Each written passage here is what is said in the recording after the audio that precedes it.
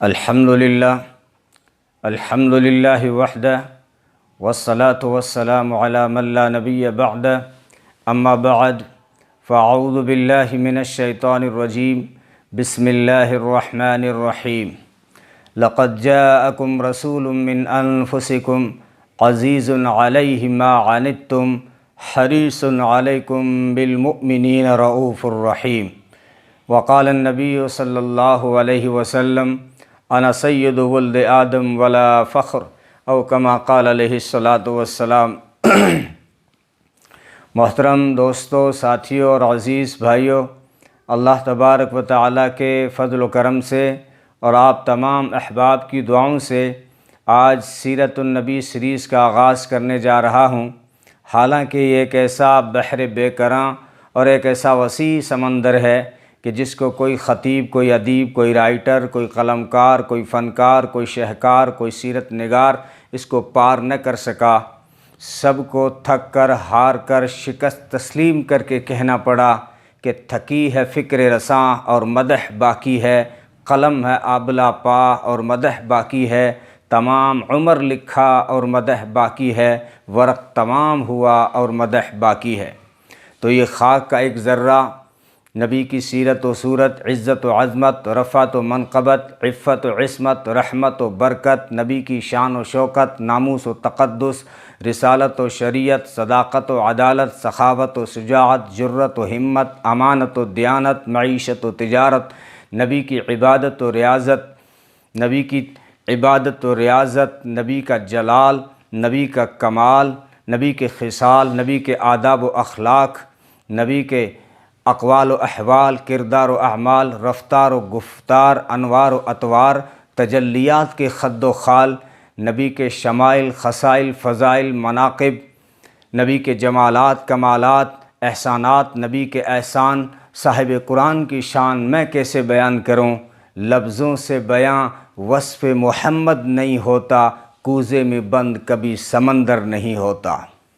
خاک کا ایک ذرہ ذکر مہوشاں کیسے کرے، عشق کے راز نہاں کو وہ عیاں کیسے کرے، مدح آقا کی گدائے بے نشاں کیسے کرے، مشک سے دھوئے زباں کو پھر وہ بیاں ایسے کرے، کشت بیت غم بعشوۂ ترک نازک پہ کرے، خوش بیان مہربان جان جان دل برے، نعت پڑھتا ہوں تیری آقائے من شاہ زمن، نام تیرا کتنا پیارا، پاک تن پاکیزہ من، خندہ رو جبیں روشن، غنچہ دہن شیریں سخن، نکہتے زلف معنبر پر فدا مشک ختن، یاس من رشک سمن، جان چمن یا جان من، آشنائے دل ربائے خود نوائے خود سرے۔ تو ہے بحر بے کراں اور میں ذرا سی آب جو، اے سراپا نور تو ہے دو جہاں کی آبرو، مرحبا صلی علی جان جہان رنگ و بو، قیصریت تیری آمد سے ہوئی ہے زرد رو، کفر سوزے دل فروزے خوب رو آہست خو، پاک دیدے پاک بینے خوشتر ازہر خوشترے، اختر تاباں کہوں یا ایک مہ کامل تجھے، میں کہوں کون و مکاں کی جان یا پھر دل تجھے، میں سمجھتا ہوں نشان جادہ و منزل تجھے، دل کھچے بے ساختہ وہ ہے کشش حاصل تجھے، نازنین محجبین دل کشے یا دل کشے، جاں گدازے دل نوازے گوہرے یا اخترے، کوچے جانا گئے تو بن کے دیوانہ گئے، بادہ عشق و محبت پی کے مستانہ گئے، صبر آیا جب نہ ہم کو پھر تو روزانہ گئے، نعت یہ پڑھتے ہوئے بے اختیارانہ گئے، سادہ آزادہ مستانہ جانانہ، مست چشمے دیر خشمے طرفہ زیبا منظرے۔ کوئی لفظوں میں کیسے بتائے کہ ان کے رتبے کی حد ہے تو کیا ہے، کوئی لفظوں میں کیسے بتائے کہ ان کے رتبے کی حد ہے تو کیا ہے، ہم نے تو اپنے بڑوں سے سنا ہے کہ ان سے صرف اللہ بڑا ہے۔ میری مثال تو اس بڑھیا کی سی ہے جو اپنے سر پر گھاس یا کپاس کا گٹھر لے کر لائن میں کھڑی ہو گئی، مصر کے بازار میں جہاں یوسف کی خریداری ہو رہی تھی۔ کسی نے کہا تو گھاس اور کپاس کے بدلے میں یوسف کو خریدے گی؟ تیرے سے آگے لائن میں وہ لوگ کھڑے ہیں جو 1000 خچر پر سونا چاندی زمرد یاقوت لاد کر لائے ہیں، ان کا نمبر نہیں لگ رہا ہے، اس لیے کہ ان سے پہلے بڑے بڑے وزیر اور بڑے بڑے بادشاہ کھڑے ہیں، تو تیرا نمبر کہاں سے لگ جائے گا؟ تو کہنے لگی یہ تو میں بھی جانتی ہوں کہ میں یوسف کو نہیں خرید سکتی، لیکن کم سے کم یوسف کے خریداروں میں میرا نام تو آ جائے گا۔ تو میرا بھی یہی حال ہے۔ نبی پاک صلی اللہ علیہ وسلم کی سیرت بیان کرنے والے بڑی بڑی شخصیات آئی، ذی علم لوگ آئے، استعداد والے آئے، اور ہر دور میں نبی کی شان کو بیان کیا گیا اور قیامت تک بیان کیا جاتا رہے گا انشاءاللہ تبارک و تعالی۔ تو کل قیامت کے دن جہاں نبی کے بڑے بڑے مداحوں اور سیرت نگاروں کی قطاریں ہوں گی، شاید کاش کہ ایسا ہو جائے کہ میں بھی یہ بکھرے ہوئے ٹکڑے لے کر اور سنگ ریزے لے کے لائن میں لگ جاؤں اور دست بستہ عرض کروں، اے شہ لولاک، اے شہنشاہ دنیا و دین، اے شفیع المذنبین، اے رحمت للعالمین، آج تیرے عتبہ اقبال پر آیا ہوں میں، دل کے ٹکڑے نظر کرنے کے لیے لایا ہوں میں، وہ تہی دامن ہوں جس کے پاس کچھ سامان نہیں، جانتا ہوں سنگریزے نظر کے شایان نہیں، اپنی رحمت پر نظر کر میری لاچاری کو نہ دیکھ، اس فقیر بے سر و ساما کی ناداری کو نہ دیکھ۔ تو مجھے اقرار ہے، مجھے اعتراف ہے، نہ میں مطالعے کی وسعت رکھتا ہوں، نہ علمی صلاحیت رکھتا ہوں، اور پھر بھی لب کشائی کی جرأت کر رہا ہوں، اس لیے نہیں کہ میں اس بحر بے کراں کو پار کر جاؤں گا، بلکہ اس لیے کہ شاید کوئی اللہ کو کلمہ، کوئی جملہ پسند آ جائے اور بیڑا پار ہو جائے۔ ورنہ یہ زبان جو غیبت بھی کرے، جھوٹ بھی بولے، بدگوئیاں کرے، چیمی گوئیاں کرے، اس زبان سے نبی کی سیرت بے ادبی سے کم نہیں ہے۔ اسی کو شاعر نے کہا تھا، 1000 بار بشویم دہن ز مشک و گلاب، 1000 بار بشویم دہن ز مشک و گلاب، ہنوز نام تو گفتن کمال بے ادبی است۔ شاعر کہتا ہے 1000 بار اپنے منہ کو، اپنی زبان کو مشک و گلاب سے، عنبر سے، کستوری سے، زعفران سے، کافور سے دھو بھی ڈالوں اور پھر نبی کا نام لوں، تب بھی بے ادبی کہلائے گا۔ خیر، آپ کا وقت زیادہ نہ لیتے ہوئے میں آج آغاز کر رہا ہوں ایک انوکھے انداز سے۔ عام طور پر جب نبی کی سیرت بیان کرنے والے سیرت نگار جب نبی کی سیرت کو بیان کرتے ہیں یا لکھتے ہیں تو یا تو عرب کے حالات پہ نظر ڈالتے ہیں، یا جغرافیہ کا نقشہ کھینچتے ہیں، یا عرب کے قبائل کا تفصیل سے ذکر کرتے ہیں، مگر مجھے چونکہ مختصر نبی کی سیرت کی شیرینی میں سے کچھ چاشنی نکال کر اور اس بحر بے کراں سے چند موتی نکال کر آپ کے دامن میں سجانا ہے اور انگلی کٹا کر شہیدوں میں نام لکھانا ہے، اس لیے ایک انوکھے انداز سے بات کو شروع کر رہا ہوں کہ نبی کے آباء و اجداد، نبی کا حسب اور نسب، نبی کا خاندان کیسا تھا۔ اس ضمن میں ایک بات یاد رکھیے کہ نبی حسب اور نسب کے اعتبار سے نفیس ہوتا ہے، نبی حسب اور نسب کے اعتبار سے عفیف ہوتا ہے، نبی حسب اور نسب کے اعتبار سے رفیع ہوتا ہے۔ پہلی بات میں نے کہی کہ نبی نفیس ہوتا ہے، جس کو قرآن کہہ رہا ہے لَقَدْ جَاءَكُمْ رَسُولٌ مِّنْ أَنفُسِكُمْ، اس کی ایک قرأت ہے مِّنْ أَنفَسِكُمْ، یہ رسول جو تمہارے پاس آیا ہے، الرسول خاص رسول ہے، من انفسکم تم میں سے ہے، لیکن من انفسکم خاندانی اعتبار سے بڑا نفیس ہے، من انفسکم تم میں سے ہے، یعنی جیسے تمہیں نیند آتی ہے انہیں بھی نیند آتی ہے، تمہارے اولاد ہے ان کے بھی زینب، رقیہ، ام کلثوم اور فاطمہ ہیں، تمہیں پسینہ آتا ہے ان کو بھی پسینہ آتا ہے، لیکن من انفسکم تو ہیں مگر انفسکم تم میں سے ہیں مگر تم جیسے نہیں، تمہارے پسینے میں بدبو آتی ہے، ان کے پسینے میں خوشبو آتی ہے۔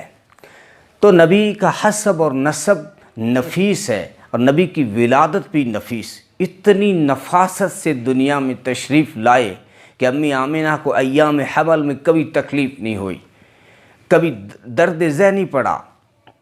دائی کی ضرورت نہیں پڑی، ناڑا کاٹنے کی ضرورت نہیں پڑی، ختنہ کرانے کی ضرورت نہیں پڑی۔ اتنی نفاست سے دنیا میں تشریف لائے گویا کہ اللہ نے سجا کے سنوار کے بھیجا ہو۔ عطا اللہ شاہ بخاری فرماتے تھے بچوں کو مائیں سنوارتی ہیں، نبی کو خدا خود سنوارتا ہے۔ اتنی نفاست کے آنکھوں میں سرما نہ بھی لگائیں تب بھی آنکھیں سرمگی نظر آتی ہیں، اور اگر جسم اطہر پہ خوشبو نہ لگائیں تو وجود سے خوشبو کی لہریں آتی ہیں، مہک آتی ہے۔ حضرت جابر بن عبداللہ فرماتے تھے کہ نبی پاک صلی اللہ علیہ وسلم جس گلی سے گزرتے تھے، گزرنے کے بعد مہک سے لوگ اندازہ لگا لیتے تھے کہ یہاں سے محمد عربی صلی اللہ علیہ وسلم گزرے ہیں۔ گلزار کے سائے میں آج بھی وہی حشر بپا ہے، گلزار کے سائے میں آج بھی وہی حشر بپا ہے، کہ گلوں سے ابھی تک تیری خوشبو نہیں جاتی۔ تو نبی نفیس ہوتا ہے اور نبی عفیف ہوتا ہے۔ عفیف اتنے کہ جب دنیا میں تشریف لائے تو نہلانے کی ضرورت نہیں پڑی، آلودگی کا ایک قطرہ جسم اطہر پہ نہیں تھا، اور عفیف اتنے کہ ابا عبداللہ سے بابا آدم تک اور امی آمنہ سے ماں حوا تک نبی کے آباء و اجداد اور امہات میں سے کوئی ایک بھی زنا میں ملوث نہیں ہوا۔ نبی پاک صلی اللہ علیہ وسلم کے آباء و اجداد سب کے سب عفیف تھے، اور ساری امہات محسنات تھی۔ اللہ نے جس کو مصطفیٰ بنانا تھا، مجتبیٰ بنانا تھا، تو ان کے نسب کو بھی مجلہ، مزکہ، منسّع اور مصفّى بنایا۔ حضرت انس رضی اللہ تعالیٰ عنہ سے روایت ہے،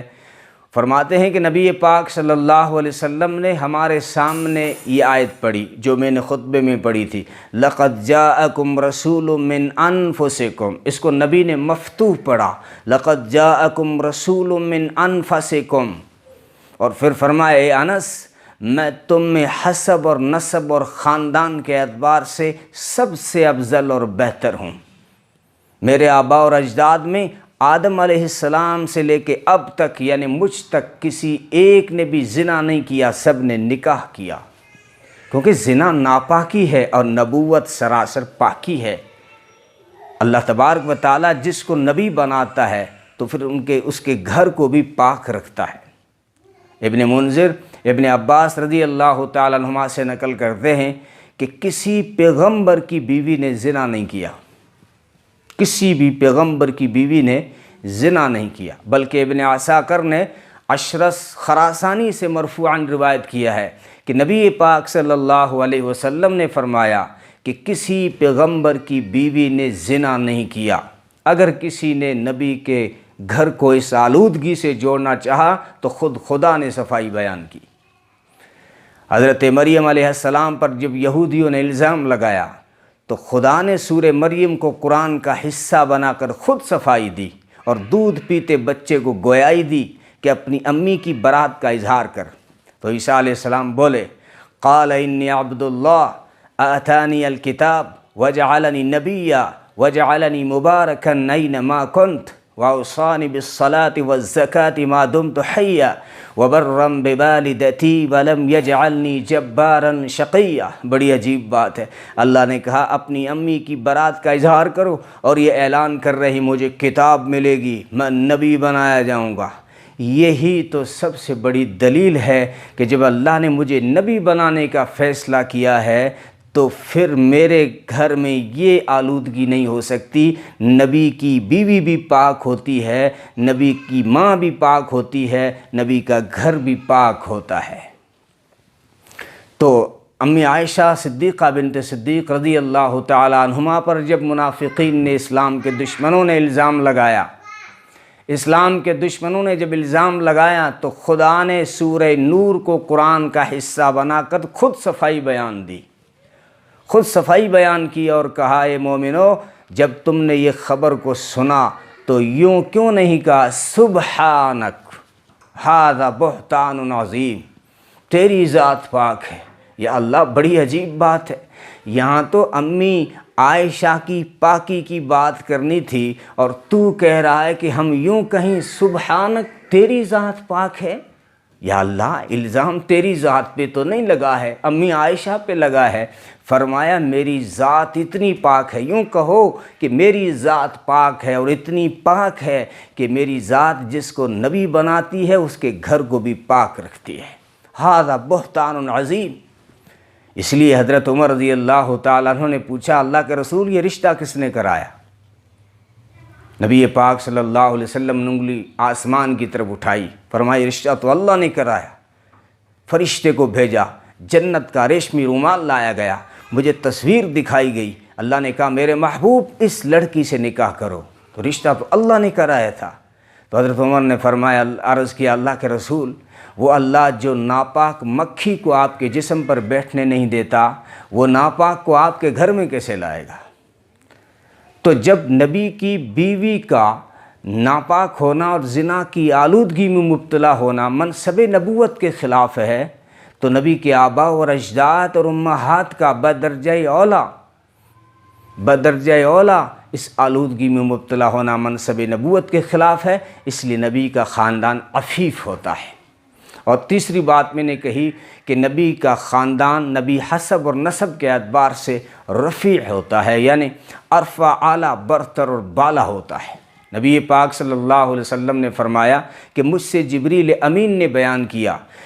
کہ قلبت مشارق الارض و مغاربہا، کہ میں نے مشرق اور مغرب چھان ڈالا مگر بنی ہاشم سے کسی کو افضل نہیں پایا۔ علماء فرماتے ہیں کہ یہاں پر جبریل امین نے جو نفوس قدوس کی جو چھان بین کی ہے وہ اعمال کے اعتبار سے نہیں تھی بلکہ فطری صلاحیتوں کے اعتبار سے تھی۔ عبادت گزار تو اور بھی بہت سارے تھے، سجدے تو اور لوگ بھی کر رہے تھے، لیکن فطری صلاحیتوں کے اعتبار سے بنی ہاشم کا کوئی مقابل نہیں تھا۔ اس لیے ہرقل شاہ روم نے جب ابو سفیان سے پوچھا وَكَيْفَ نَسَبُهُ فِيكُمْ، وہ نسب کے اعتبار سے تم میں کیسے ہیں، تو ابو سفیان نے فرمایا هُوَ فِينَا ذُو نَسَبٍ، وہ ہم میں بہت اونچے اور اعلیٰ خاندان سے ہیں۔ بلکہ ایک روایت میں ہے کہ حضرت ابو سفیان نے فرمایا کہ حسب اور نسب اور خاندانی شرف میں ان سے افضل کوئی ہے ہی نہیں۔ تو ہرقل شاہ روم نے کہا کہ وہ ابو سفیان، نبی ہمیشہ شریف اور اعلیٰ خاندان میں ہی ہوتا ہے۔ تو خیر، وقت زیادہ